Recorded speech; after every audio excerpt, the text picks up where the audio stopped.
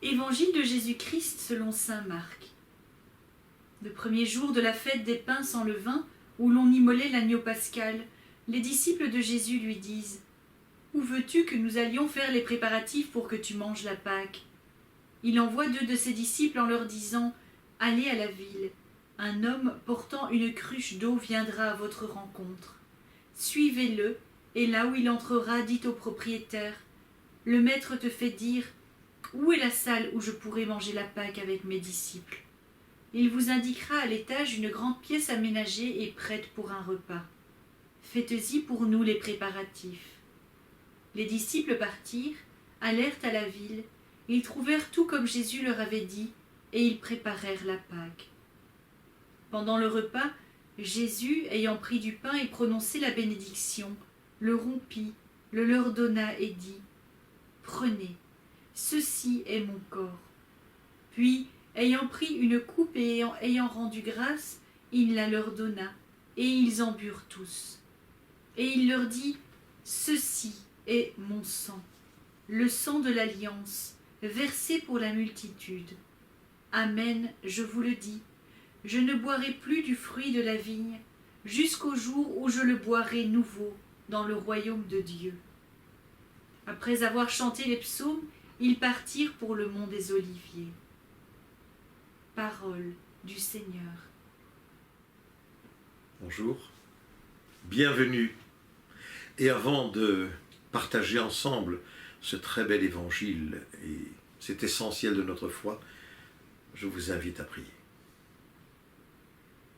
Seigneur notre Dieu, par la force du Saint-Esprit, mets la vérité dans notre cœur et sur nos lèvres, afin que les paroles que nous allons dire puissent toucher, que nous puissions amener chacun à la conversion du cœur.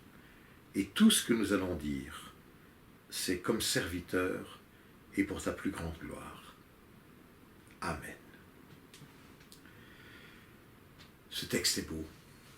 Et pour nous, les chrétiens, et qui plus est les catholiques, il faudrait peut-être se dire que lors de cette fête Dieu, tellement importante dans la ville de Liège, Sainte Julienne à la base, eh bien, ce ne doit pas être une habitude. Le corps et le sang du Christ sont présents. Mais que veulent-ils dire pour nous? Qu'est-ce que ça veut dire? Tout d'abord, il faut savoir que le Seigneur pose un geste extraordinaire. Avant Jésus, si on remonte très loin du temps d'Abraham, avant Abraham, sacrifice, oui, sacrifice, même sacrifice d'enfants. La vallée de la Géhenne, vous savez, la Géhenne, cette vallée, la sinistre où on sacrifiait aux idoles, y compris des enfants. Et puis, le peuple juif, enfin, vous avez entendu déjà les textes de Moïse, on sacrifie des agneaux, des moutons, des bœufs, des taureaux, voilà. Ça coule de sang, vous savez, ça ne coule pas de source, mais ça coule de sang. Et l'homme a besoin, il veut une espèce de prise, d'emprise sur l'éternité. Et il pense qu'en sacrifiant, eh bien, qu'est-ce qui se passe? Il aura des droits, voilà. Bien sûr, il pense que la divinité, qui est une pour les Juifs, eh bien, cette divinité, or, elle leur a déjà dit, je ne veux pas de vos holocaustes, je veux la miséricorde, voilà. Je ne veux pas tous vos charabia, je veux l'amour. Le Seigneur le dit à travers les prophètes, à travers Isaïe, à travers Ézéchiel, mais les hommes ne comprennent toujours pas. Alors, le Seigneur va faire la chose la plus extraordinaire que l'on puisse imaginer, parce que c'est Dieu qui le fait, pas n'importe qui, le créateur de tout et de toutes choses. Eh bien, il va faire le sacrifice de lui-même. En Jésus-Christ, en cette parole, qui va nous visiter, il va être le sacrifice ultime. Il est l'agneau, oui, l'agneau de Dieu. Rappelez-vous au début de l'évangile, voici l'agneau de Dieu qui enlève le péché du monde. Rappelez, Saint Jean le Baptiste, voici l'agneau de Dieu, le prêtre quand il montre l'hostie, voici l'agneau de Dieu qui enlève le péché du monde, l'agneau de Dieu. Nous n'avons plus besoin de sacrifier d'autres agneaux. Le Christ prend cette position de l'agneau, comme dit Isaïe, que l'on conduit à l'abattoir, c'est-à-dire à la mort. Alors, dans notre foi de chrétien, nous savons que le Seigneur va ressusciter, bien sûr, mais malgré tout, nous devons retrouver le sens même de la Sainte Eucharistie. Oh, je sais que pour les gens aujourd'hui, ce n'est pas quelque chose de facile. Comment? D'un morceau de pain, on sacrifie la Pâque, un morceau de pain sans le vin, un peu de vin, le corps et le sang du Christ. Il ne faut pas chosifier. Au fond, la Sainte Eucharistie, sacrement des sacrements par excellence, ne se reçoit qu'en l'Esprit Saint. Nous n'allons quand même pas avoir la prétention de mettre Dieu dans notre cerveau et de vouloir expliquer de manière scientifique. La science ne joue pas de rôle là-dedans. C'est le cœur, c'est la foi. Dieu se donne, le reçois-tu? Le recevoir, oh, les façons sont parfois très différentes, selon nos pratiques, selon nos cultures. C'est vrai qu'on ne célèbre pas exactement la même chose en Espagne, en Italie, qu'en Angleterre, ou dans l'Écosse, ou ailleurs. Ce sont des sensibilités. Mais l'essence même de ce qu'on célèbre, la présence réelle de Jésus le Christ, eh bien là on ne transige pas. Et je voudrais ouvrir peut-être une petite parenthèse, bon, toujours que les prêtres en parlent comme ça, mais en tout cas, pour ma part, avant mon ordination, j'avais bien lu et relu d'ailleurs, le très beau texte de Benoît XVI sur la prêtrise. Et il rappelait toujours, n'oubliez pas que vous agissez à l'autel in persona Christi, en lieu et place du Christ. Voilà, c'est par les mains, les pauvres mains du prêtre, que le corps et le sang du Christ vont être présents. Vous pensez bien qu'un prêtre digne de ce nom ne peut pas faire n'importe quoi. À un moment donné, il met vraiment toute sa vie entre parenthèses. Avant, après, ça ne joue pas. C'est le présent. Il y a une purification du cœur. On se prépare à ces sacrements extraordinaires. On se prépare. On doit être vrai. On ne peut pas le bâcler. C'est pas du TGV. On prend le temps. On prend le temps d'aimer. Et là, nous nous rendons compte que notre Seigneur nous a donné un sacrement absolument extraordinaire et qui nous libère de tout. C'est ça que l'on oublie souvent. Nous sommes, par ce sacrement de l'Eucharistie, libérés de tout, j'entends bien de tout. Et donc, le temps du sacrifice, il doit être terminé. Du sacrifice de quoi? Eh bien des autres, très souvent. Oui, frères et sœurs. Aujourd'hui, c'est vrai que dans notre religion, dans notre foi catholique, nous ne sommes plus là à sacrifier des agneaux, et à les mettre comme ça sur l'autel, si ce n'est le Christ, l'agneau de Dieu. Mais voilà, ni des coqs, ni des animaux, ni des taureaux, nous les sacrifions. Mais attention, nous sacrifions parfois des êtres humains. Oui, pour notre seule gloire.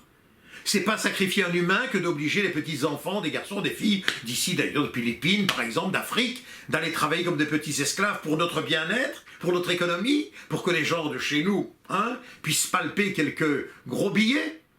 Si, nous sacrifions.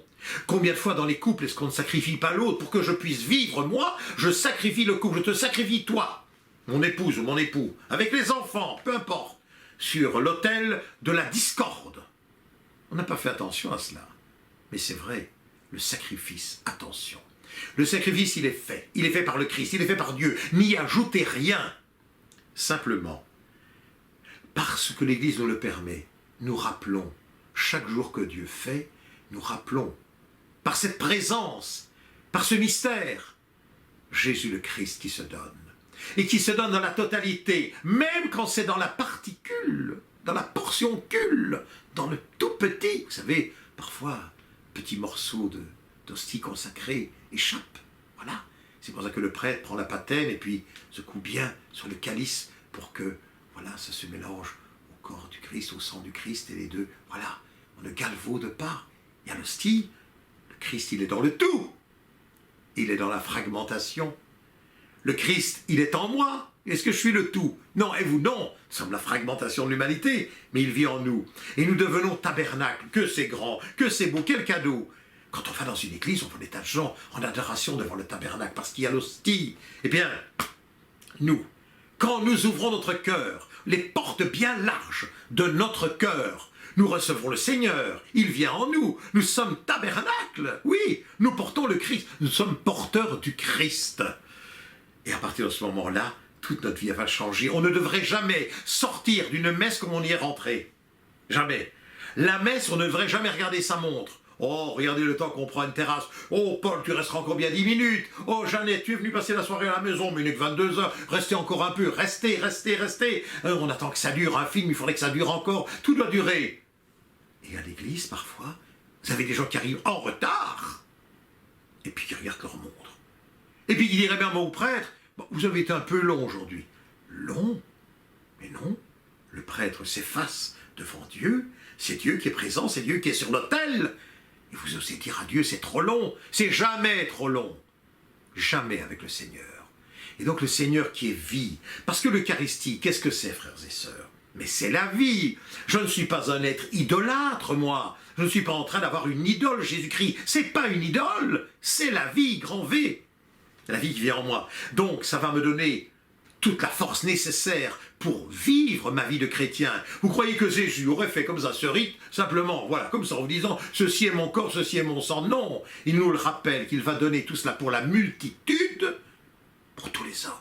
Hein? Les lointains, ceux d'autres continents, d'autres religions, peu importe. Pour tous, il donne pour tous, mais il nous dit, allez enseigner les nations. Donc vous savez, ce mouvement, voilà. Rencontrer le Seigneur dans l'Eucharistie, c'est un mouvement aller vers, donner, recevoir, donner, recevoir. Et quand on communie, n'allons pas communier avec toutes nos idées. Le vide que Dieu peut remplir. Si je suis rempli de moi-même, si je suis rempli d'idées, comment Dieu peut-il venir en moi? Tout simple. Remplissez une bouteille d'eau, mettez de l'eau dedans. Ben non, ça déborde. Vous la videz, ben c'est aussi simple que ça. On se vide de tout. Mon Seigneur et mon Dieu, saint Thomas.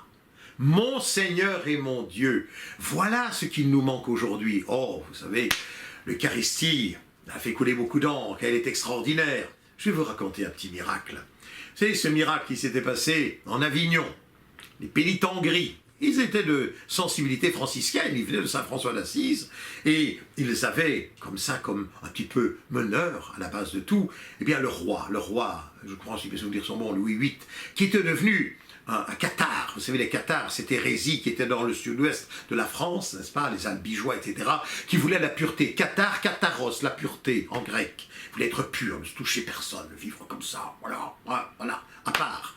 Et puis il s'est rendu compte de son erreur et il a amené la confrérie des pénitents gris, des laïcs, de Saint-François, portant la pénitence et portant aussi la Sainte Eucharistie. Alors ils avaient une petite chapelle en Avignon. Vous connaissez Avignon, c'est bon. Et puis un jour, le Rhône, la Sorgue, hein, fleuves et rivières qui sont là-bas, il pleut beaucoup, il pleut, puis ça déborde. 1 mètre, 1 mètre 20, 1 mètre 30. Pardon, on est en Avignon, c'est vrai, 1 mètre 50, 1 mètre 60, 1 mètre 90, monsieur. 90 oh, vous imaginez, les pénitents qui sont là, c'est pas possible, qu'est-ce qui se passe, les pénitents gris? Allons voir, nous avons une chapelle, sur l'autel, il y a le Saint-Sacrement, misère de misère de misère. On saute dans les barques et on rame. Et on est parti. Et ils y vont, les pénitents. Et ils y vont. Et ils y vont, ils y vont, ils y vont. Jusqu'au moment où ils arrivent devant les grilles. Les grilles, ils les voient. La porte s'ouvre. La porte de la chapelle, mon Dieu. Qu'est-ce qu'on va avoir et qu'est-ce qu'on voit? La lit centrale est sèche. On peut y passer à pied. Et sur l'autel, la Sainte Eucharistie qui nous attend et qui les attend. Extraordinaire. Moïse, Moïse, traversée de la mer. Voilà. Et Moïse passe. Oh, je sais. Ce genre de récit, aujourd'hui, dans l'Église, dans l'enseignement, dans les écoles, chez le professeur, n'est pas très bien porté. On n'ose plus croire au miracle. On n'ose plus. On n'a plus l'humilité de croire au miracle. Le miracle, il existe. Miraculum, l'étonnement, ce qui m'étonne. Eh bien, miracle eucharistique, il y en a eu beaucoup. Et c'en est un. Et il est très beau. Eh bien, je crois, frères et sœurs, au fond, c'est aussi un miracle pour nous, non? Puisque dans votre vie, ça déborde. Ça ne déborde pas. Ah, vous trouvez, ça va toujours très bien. Non. Il y a parfois les orages, les colères, les tonnerres de la vie, et tout ça frappe, et change, bon, change, et il pleut. Vous savez, de cette pluie acide qui nous fait mal, et le mal, il y va, il y va, il y va. Venez à l'Eucharistie. Venez. Vous y viendrez à pied sec. Vous pourrez vous agenouiller. Mon Seigneur et mon Dieu. Le miracle est pour toi, si tu le veux aujourd'hui. Tu viens.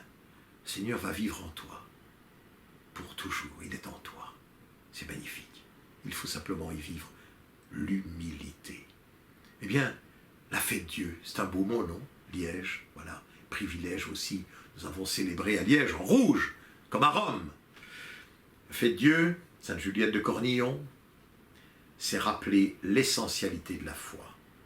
Et nous avons un travail à faire, nous les catholiques. N'oubliez pas, que le Seigneur a fait l'institution sous deux espèces. Deux.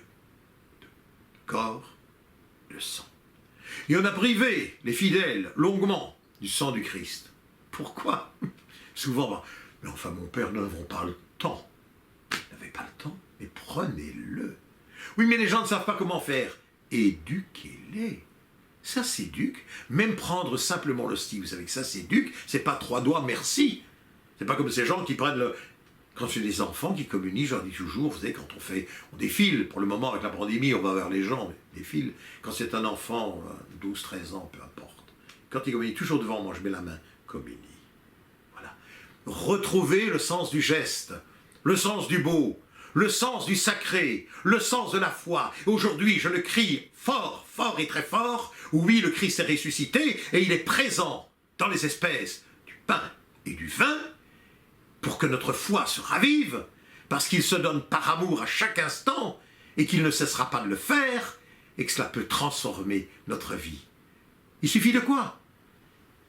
L'humilité de croire. C'est ce que je vous souhaite à tous, en tout cas, en ce grand jour.